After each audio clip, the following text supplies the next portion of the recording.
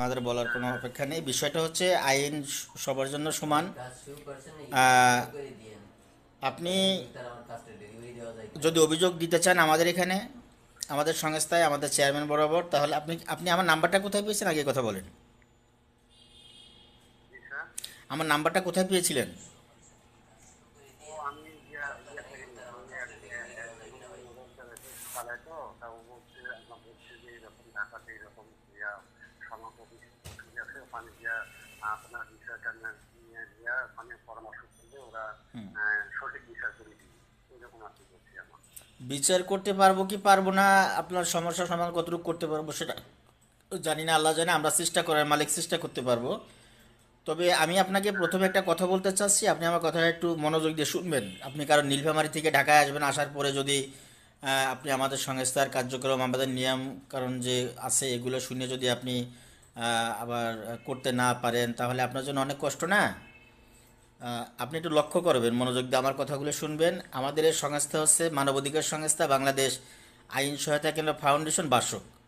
আমাদের এই সংস্থাটা হচ্ছে গভর্নমেন্ট অনুমোদিত, বিকজ সরকার পরিপূর্ণ সরকারি না।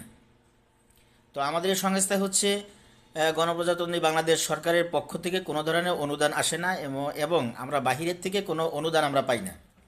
তো আমাদের কাছে আপনারা যারা ভুক্তভোগী, আমাদের কাছে আমাদের কার্যক্রম দেখে আপনাদের ভালো লাগে, আপনারা ফোন করে আমাদের কাছে আসেন, তখন কেবলমাত্র আপনাদের নিজস্ব অর্থায়নে, নিজস্ব খরচে আমাদের এখানে অভিযোগ দিতে হয়, দায়ের করতে হয়।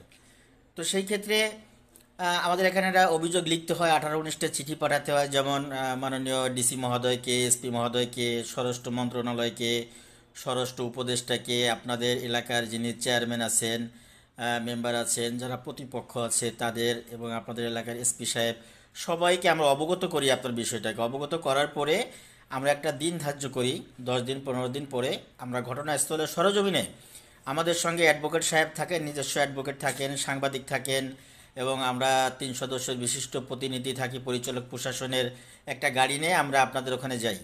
এই সম্পূর্ণ যে খরচগুলো হয়, খরচগুলো আপনাদের নিজস্ব অর্থ ব্যয় করতে হয়, বহন করতে হয়।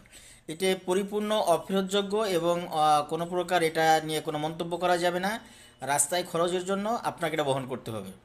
বিকজ আপনি যদি আপনার আমার জায়গায় আপনি বসা আছেন এবং আপনার জায়গায় আমি আছি, আমি ভুক্তভোগী, আমি আপনার কাছে যাব, কখনোই আপনি আপনার টাকা খরচ করে আপনি আমার কাছে আসবেন না, আমার কাজ আপনি করে দিবেন না, দিবেন?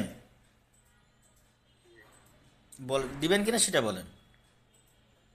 আচ্ছা স্যার, দেবো না কেন? আমরা তো মনে করুন যে না না, দিবেন আমাদের না তো কেন? আপনি যখন ঢাকাতে, নীলফামারী থেকে ঢাকায় আমার কাজ করে দিতে আপনি আসবেন, আপনি আপনার নিজের টাকা পয়সা খরচ করে কি আপনি আমার কাজ করে দিবেন কখনো?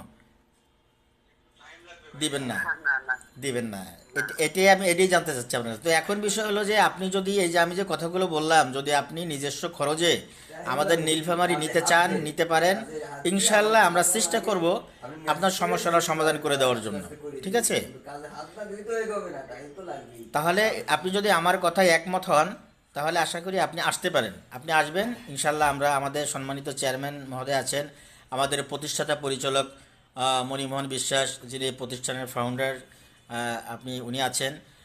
ওনার সঙ্গে এসে কথা বলেন, তারপর অভিযোগ দেন। উনি, আমাদের সংস্থায় আরও অনেক পরিচালক প্রশাসন আছেন, যাকে ওনার ভালো লাগে উনি তাকে ইয়ে করে মার্ক করবেন, তিনি যাবেন। সে আমিও যেতে পারি, আরও পরিচালকরা আছেন, তারা যে কেউ যেতে পারেন। হ্যাঁ, তবে এটা হচ্ছে আমার কথা। আমার কথাটা যদি আপনার ভালো লেগে থাকে, যদি